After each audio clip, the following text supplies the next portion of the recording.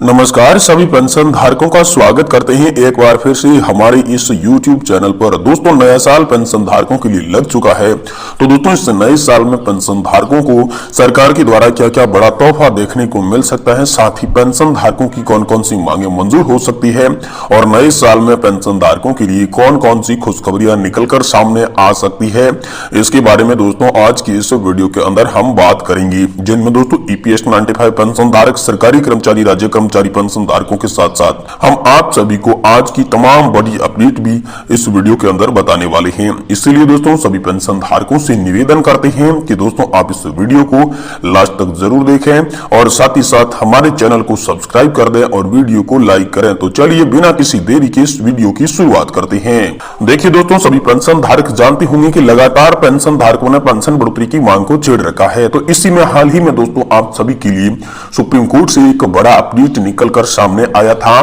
तो supreme court ने उस अपडेट में कहा था कि कर्मचारियों को 60 साल के बाद भी पेंशन नहीं और इनको 5 साल में पेंशन, यानी कि दोस्तों यहां पर बात हो रही है राजनेता नेता की। जी हां, जो विधायक और सांसद बनते हैं वो 5 साल के बाद पेंशन लेना शुरू कर देते हैं।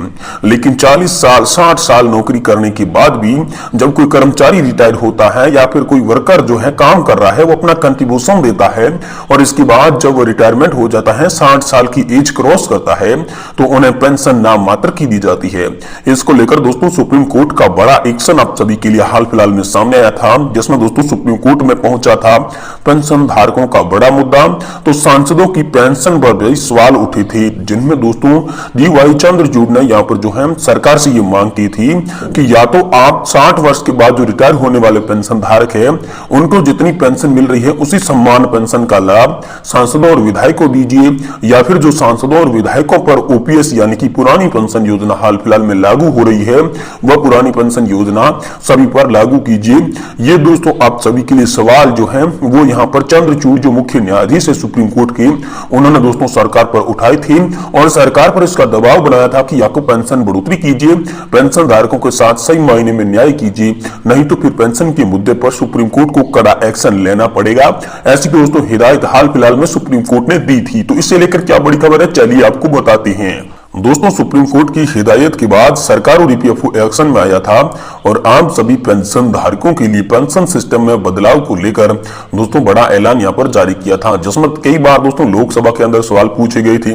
लेकिन लोकसभा में जब सवालों का सिलसिला चल रहा था तो वहां पर सरकार जो है मना कर रही थी। वो बोल रही थी कि हमारे पास ऐसा कोई प्रस्ताव नहीं है जिसमें दोस्तों पेंशन धारकों की बात कही गई हो। लेकिन तमाम जो राजनेता नेता है वो पेंशन धारकों से मिलते हुए आश्वासन देते हुए नजर आ रही है। इसी को दोस्तों मद्देनजर रखते हुए अब सरकार भी यहाँ पर सचेत हो चुकी है कि पेंशन का मुद्दा बड़ा बन चुका है। अब पेंशन धारकों की संपूर्ण मांगे मंजूर करनी होगी।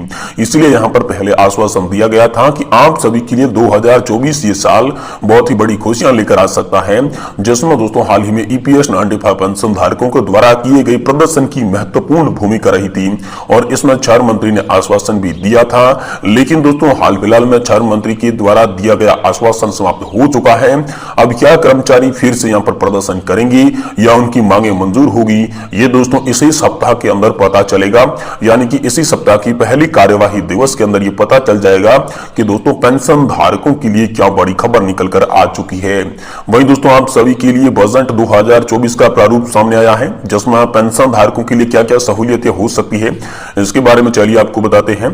दोस्तों यहाँ पर PF फंड धारकों के लिए यहाँ पर ब्याज में बढ़ोतरी को लेकर मुद्दा है, जो कि यहाँ पर बढ़ाया गया है।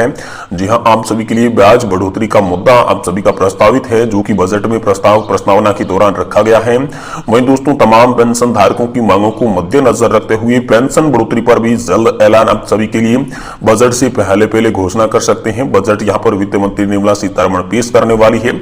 इससे पहले दोस्तों आप सभी के लिए यहाँ पर जो है पेंशन बढ़ोतरी का भी ऐलान हो सकता है।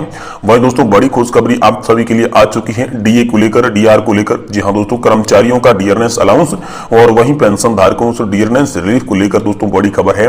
हाल फिलहाल में जो 46% केंद्रीय कर्मचारियों को DA मिल रहा है, तो उनमें और 4% की बढ़ोतरी करने के सबूत पक्के यहाँ पर वित्त मंत्रालय के द्वारा जारी कर दिए गए हैं। वित्त मंत्रालय ने आप सभी को हाल फिलहाल में कहा है कि आप सभी के डियरनेस अलाउंस और डियरनेस स्लिप में 4% की वृद्धि की जाएगी, जिसके तहत 50% DA हो जाने के बाद DA फिर से सैलरी और पेंशन के अंदर मर्ज कर दिया जाएगा और आप सभी को यहाँ पर बड़ी राहत देते हुए जो भी हाल फिलहाल फिलहाल में पेंशन मिल रही थी उसका आधा तो डीए के रूप में आपको मिलने लगेगा, जो कि फिर से सैलरी के अंदर या फिर पेंशन के अंदर जोड़ा जाएगा और आपके खाते में आने वाली राशि में बम्पर बढ़ोतरी देखने को मिलेगी। तो इसके पहले आसार नजर आए थे, लेकिन दोस्तों यहाँ पर पक्का हो गया है। अब दोस्तों जल्द ही आप सभी के लिए 50% डीए का ऐलान हो सकता है, जो कि नए साल में कर्मचारियों और पेंशन धारकों को एक बड़ा तोहफा मिलने वाला है। ये एक तोहफे से कम नहीं है दोस्तों। जो डियरनेस बढ़ा है वो दोस्तों आप सभी के लिए बहुत ही बड़ा गिफ्ट है, जो कि न्यू ईयर का गिफ्ट माना जा रहा है। वहीं दोस्तों तमाम मांगों को लेकर दोस्तों लोकसभा में भी आप सभी के लिए बहस तेज होती है। लोकसभा और राज्यसभा में दोस्तों आप सभी के लिए लगातार पेंशन की मांगे उठ रही है, जिसमें दोस्तों संसद में मुख्य मांगे आप सभी के लिए जो उठ रही है, जिसमें हित चिंतक हेमा मालिनी जी, साथ ही साथ दोस्तों यहाँ पर इल्माराम करीम भी आप सभी के लिए मांग उठा रहे हैं। सुगमम जी जो कि केरला से संबंध रखते हैं, उन्होंने भी लगातार राज्यसभा के अंदर मांग उठाई थी कि पेंशन धारकों की पेंशन 9,000 प्लस डियरनेस अलाउंस के साथ साथ डियरनेस लीव के साथ साथ मेडिकल फैसिलिटी अच्छी तरीके से सही साफ मिले, इसके लिए दोस्तों मांग उठी थी।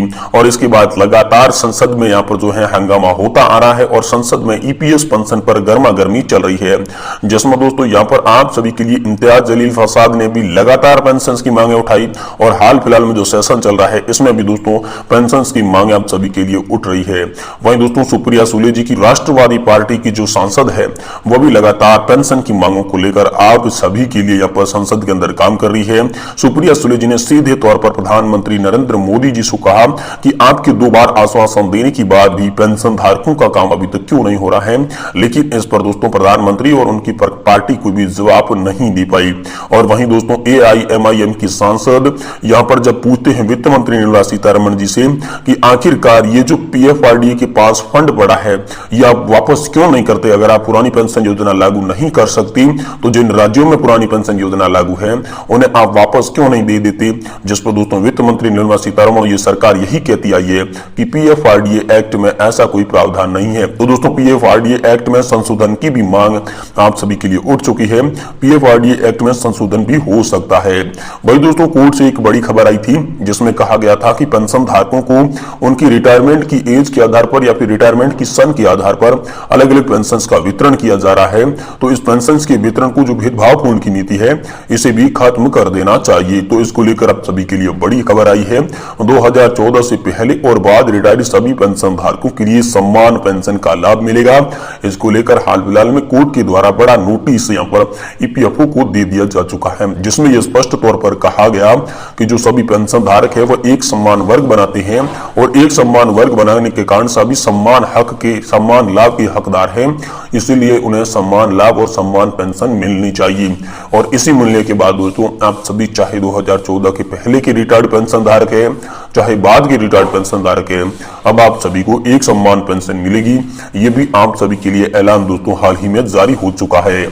वहीं दोस्तों बात करें EPS 95 पेंशन धारकों की, तो लगातार दोस्तों दिल्ली के अंदर EPS 95 पेंशन धारक प्रदर्शन कर रही थी।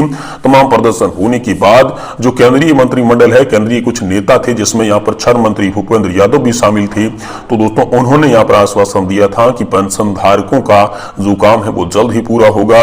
लेकिन जब पेंशन धारकों का काम पूरा नहीं होते दिखा तो EPS 95 राष्ट्रीय संघर्ष समिति ने इंडिया गेट के पास पेंशन धारकों की एक सभा बुलाई थी, जिसमें मंत्री ने जल्द मांगे पूरी नहीं की तो देशव्यापी आंदोलन और देशव्यापी संघर्ष के लिए तैयार रहे पेंशन धारक, ये आह्वान किया गया। तो दोस्तों आपकी मांगे तो अभी तक पूरी नहीं हुई है। अब राष्ट्रीय संघर्ष समिति के कहे अनुसार प्रदर्शन शुरू किया जाएगा, एक बार फिर से देश में बड़ा आंदोलन किया जाएगा। लेकिन हाल फिलहाल में ये संभावना नहीं है कि कब से आंदोलन शुरू होगा, ये कोई जानकारी ऐसी नहीं निकल कर आ रही है। जैसे ही पेंशन और पेंशनर से जुड़ी कोई बड़ी खबर होगी हम आपको इसी चैनल के माध्यम से देने की